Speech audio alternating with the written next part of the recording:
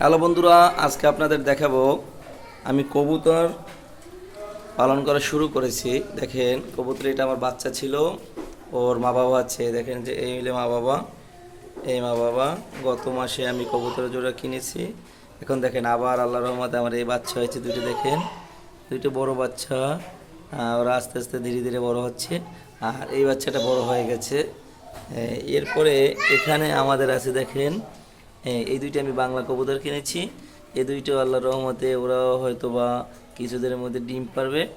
এখানে এদের খাবার দিয়েছি, এই খাবার ওদের, এই যে খাবার ওদের বেশি খাবার দিলে খাবার ফেলে দেয়, এই জন্য ওদের বেশি কম খাবার দিয়েছি। আরও পরিকল্পনা আছে যে আমরা আরও বড় সড়ো পরিসরে কবুতর পালন করব। আপনারা এভাবে খাঁচার ভিতরে কবুতর পালন করতে পারে, আর ডে বাই ডে আপনাদেরকে আপডেট দিব ইনশাল্লাহ। আমার এই কবুতর জোড়ার বৈশিষ্ট্য হচ্ছে ও মাসের ভিতরে এক জোড়া বাচ্চা দেয় এবং ডিম দিয়ে থাকে। খুব সুন্দর গিরিবাজ ক্যাটাগরি। দেখেন একটু, এই যে